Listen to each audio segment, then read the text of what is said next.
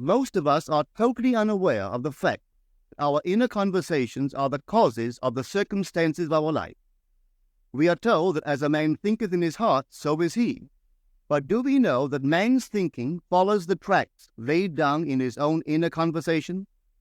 To turn the tracks to which he is tied in the direction in which he wants to go, he must put off his former conversation, which is called in the Bible the old man, and be renewed in the spirit of his mind.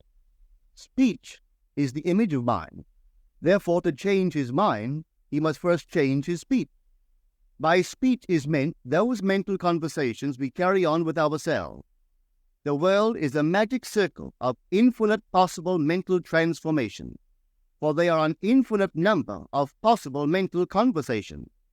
When man discovers the creative power of inner talking, he will realize his function and his mission in life. Then he can act to a purpose. Without such knowledge, he acts unconsciously. Everything is a manifestation of the mental conversations which go on in us without our being aware of. But as civilized beings, we must become aware of and act with a purpose. A man's mental conversations attracts his life. As long as there is no change in his inner talking, the personal history of the man remains the same. To attempt to change the world before we change our inner talking is the struggle against the very nature of things. Man can go round and round in the same circle of disappointments and misfortunes, not seeing them as caused by his own negative inner talking, but as caused by others. This may seem far-fetched, but it is a matter which lends itself to research and experiment. The formula the chemist illustrates is not more certainly provable than the formula of this science by which words are clothed in objective reality. One day a girl told me of her difficulties in working with her employer. She was convinced that he unjustly criticized and rejected her very best effort.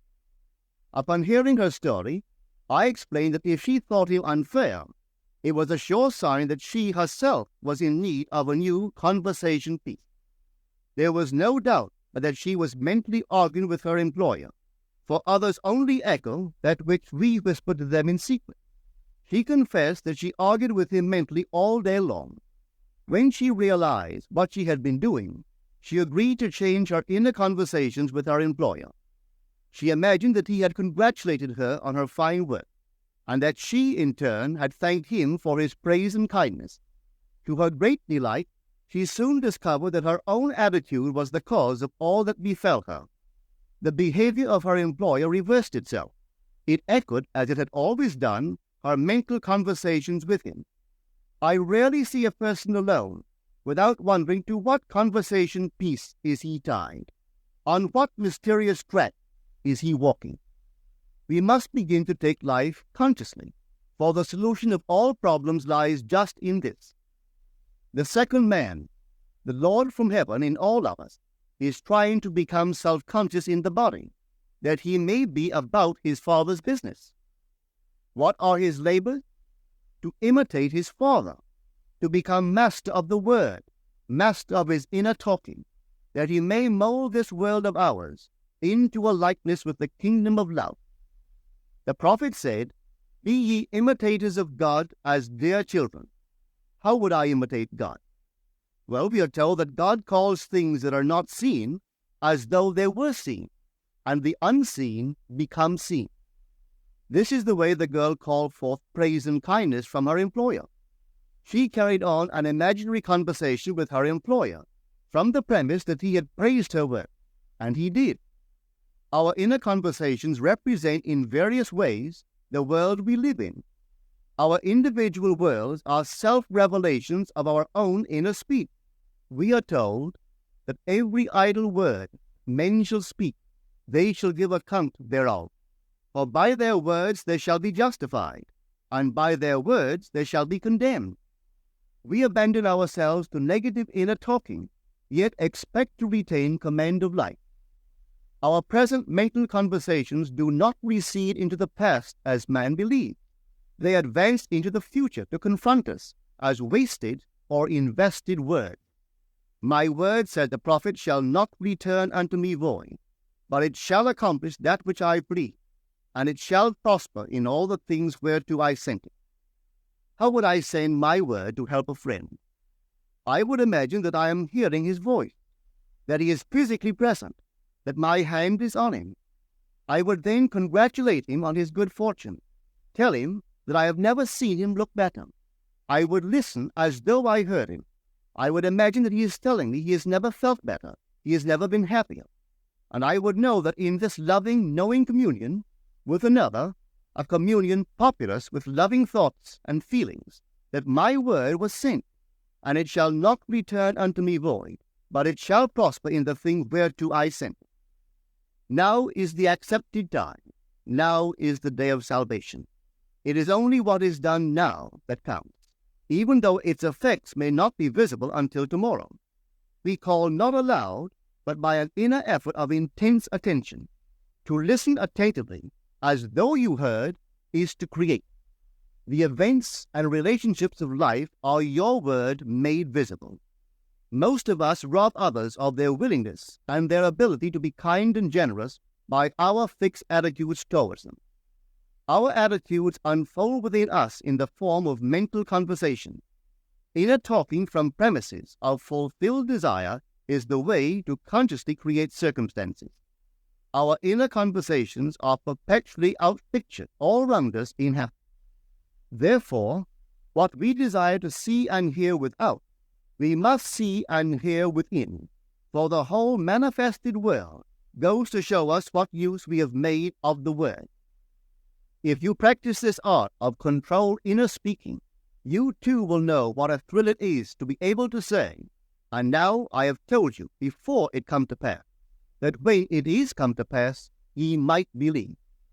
You will be able to consciously use your imagination to transform and channel the immense creative energies of your inner speech from the mental, emotional level to the physical level.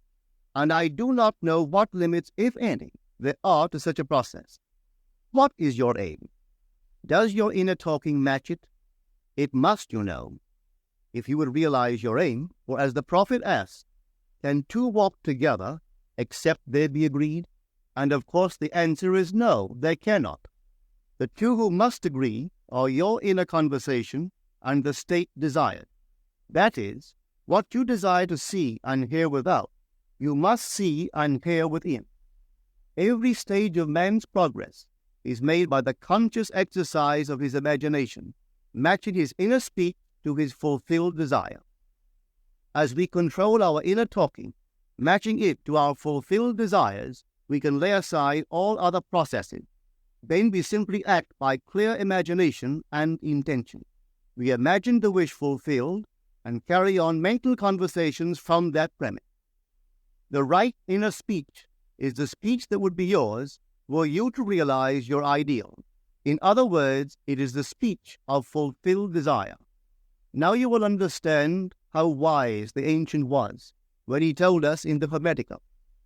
There are two gifts which God has bestowed upon man alone, and on no other mortal creature. These two are mind and speech, and the gift of mind and speech is equivalent to that of immortality. If a man uses these two gifts rightly, he will differ in nothing from the immortal. And when he quits his body, mind and speech will be his guide, and by them he will be brought into the troop of the God and the souls that have attained to bliss. With the gift of mind and speech, you create the conditions and circumstances of life. In the beginning was the Word, and the Word was with God, and the Word was God. The Word, said Hermes, is Son, and mind is Father of the Word. They are not separate one from the other, for life is the union of word and mind. You and your inner talking or word are one. If your mind is one with your inner conversation, then to be transformed in mind is to be transformed in conversation. It was a flash of the deepest insight that taught Paul to write, "Put off the former conversation, the old man, which is corrupt, and be renewed in the spirit of your mind. Put on the new man." Put on the new man and be renewed in the spirit of your mind is to change your inner conversation, for speech and mind are one. A change of speech is a change of mind.